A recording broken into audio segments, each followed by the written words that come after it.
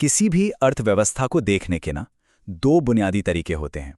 एक है हमारा अपना बजट और दूसरा है पूरे देश का। आज हम यही देखने वाले हैं कि कैसे एक बहुत बड़े आर्थिक संकट ने इन दोनों तरीकों के बीच का फर्क दुनिया के सामने रखा और अर्थशास्त्र की पूरी दुनिया को हमेशा के लिए बदल दिया। एक इंसान के बटुए और पूरे देश की अर्थव्यवस्था में आखिर क्या फर्क है? सुनने में ये सवाल थोड़ा अजीब लग सकता है, पर असल में यही आज का सबसे बड़ा सवाल है। जो बात किसी एक इंसान के लिए आर्थिक रूप से सही है, क्या वो पूरे देश के लिए भी सही हो सकती है? चलिए इसी पहेली को सुलझाने की कोशिश करते हैं। तो सबसे पहले बात करते हैं अर्थव्यवस्था को देखने के इन दो अलग-अलग नजरियों की। और इसे समझने के लिए ना एक बहुत ही आसान सा उदाहरण लेते हैं, जंगल और पेड़ों का। सोचिए कि हम एक जंगल में खड़े हैं। अब हमारे पास दो रास्ते हैं। या तो हम एक एक पेड़ को पास से देखें, उसकी पत्तियों को, उसकी डालियों को, या फिर हम किसी ऊंची जगह पर चढ़कर पूरे जंगल को एक साथ देखें। हैं तो दोनों ही जरूरी, पर दोनों से मिलने वाली जानकारी बिल्कुल अलग होती। बिल्कुल यही बात अर्थशास्त्र यानी इकोनॉमिक्स पर भी लागू होती है। जो माइक्रो इकोनॉमिक्स है वो उन अलग अलग पेड़ों जैसा है। ये इस बात पर ध्यान देता है कि लोग और कंपनियां कैसे अपने फैसले लेते हैं। वहीं दूसरी तरफ मैक्रो इकोनॉमिक्स है पूरा का पूरा जंगल। ये पूरी अर्थव्यवस्था की सेहत पर नजर रखता है। तो माइक्रो इकोनॉमिक्स क्या देखता है कि कोई एक इंसान या कोई एक कंपनी अपने फायदे को सबसे ज्यादा करने के लिए क्या फैसले लेती है। मतलब सारा खेल व्यक्तिगत लाभ का है। और देखिए, सालों तक यही माना जाता रहा कि अगर हर कोई सिर्फ अपना भला सोचेगा तो पूरे देश का भला तो अपने आप ही हो जाएगा। और इसी सोच को कहते थे क्लासिकल दृष्टिकोण। एक ऐसी दुनिया जहां माना जाता था कि बाजार सिर्फ और सिर्फ लोगों के अपने स्वार्थ की वजह से चलता है, और वो भी अपने आप। अब इन दो अलग अलग विचारों के पीछे दो बहुत बड़े नाम हैं। एक तरफ हैं एडम स्मिथ, जिन्हें क्लासिकल इकोनॉमिक्स का पितामह कहा जाता है, और दूसरी तरफ हैं जॉन मेनार्ड कीन्स, वो शख्स जिन्होंने इस पूरी सोच को ही चुनौती दे डाली। एडम स्मिथ की एक बहुत मशहूर बात है जो सब कुछ साफ कर देती है। वो कहते थे कि हमें जो रात का खाना मिलता है वो कसाई की दया की वजह से नहीं मिलता, बल्कि इसलिए मिलता है क्योंकि कसाई अपना फायदा देख रहा है। उसे पैसा कमाना है और हमें खाना मिल जाता है। एक विन विन सिचुएशन है, दोनों का फायदा।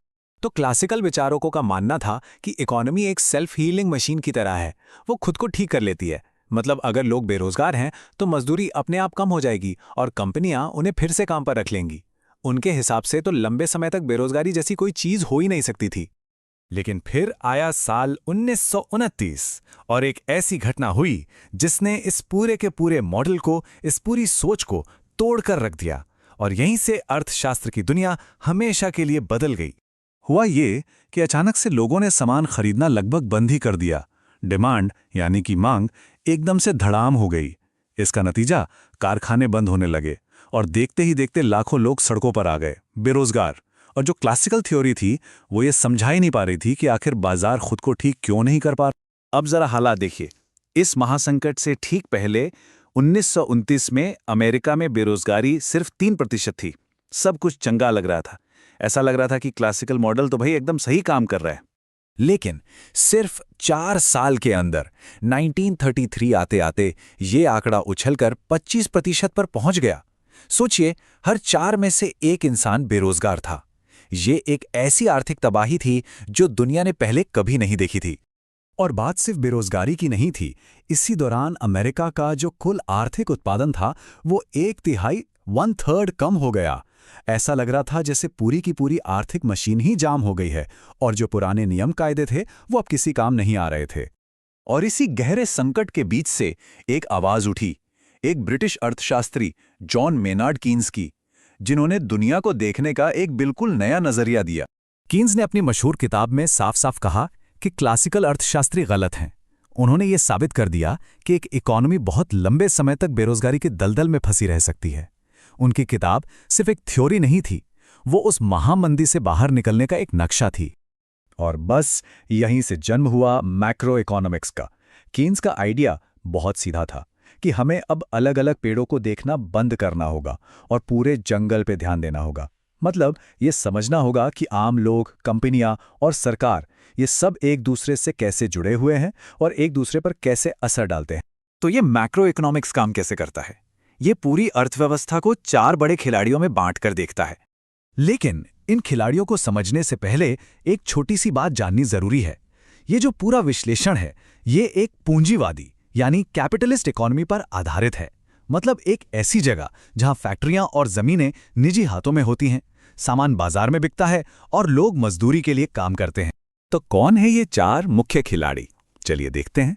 पहला है परिवार यानी हाउस होल्ड्स, हम सब लोग जो सामान खरीदते हैं और अपनी सेवाएं देते हैं। दूसरा है फर्में यानी कंपनियां जो सामान बनाती हैं। तीसरा है सरकार जो टैक्स लगाती है और पैसा खर्च करती है। और चौथा है बाहरी क्षेत्र, मतलब बाकी दुनिया के साथ हमारा व्यापार, हमारा एक्सपोर्ट इंपोर्ट।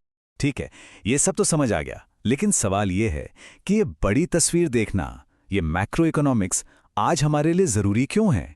ये क्यों मायने रखता है? क्योंकि मैक्रो इकोनॉमिक्स ही हमें वो टूल देता है जिससे हम आज के बड़े आर्थिक सवालों को समझ सकते हैं। क्या बेरोजगारी बढ़ रही है? क्या महंगाई बढ़ने वाली है? सरकारें इकोनॉमी को कैसे संभाल सकती हैं? इन्हीं सवालों के जवाब मैक्रो इकोनॉमिक्स में छिपे हैं। ये सरकारों को संकट से लड़ने और लोगों की जिंदगी बेहतर बनाने में मदद करता है। सीधे शब्दों में कहें तो ये हमें पूरे जंगल को हरा भरा और स्वस्थ रखने का तरीका बताता है। तो देखिए, महामंदी ने हमें बड़ी तस्वीर देखना तो सिखा दिया। उस वक्त से लेकर आज तक हमने बहुत कुछ सीखा है। लेकिन आज की इस तेजी से बदलती दुनिया में सवाल अब भी वही है, क्या हमारे पास जो ये मैक्रो इकोनॉमिक्स के टूल्स हैं वो हमें अगले बड़े वैश्विक संकट से बचाने के लिए काफ़ी हैं? ये एक ऐसा सवाल है जिस पर हम सभी को सोचने की ज़रूरत है।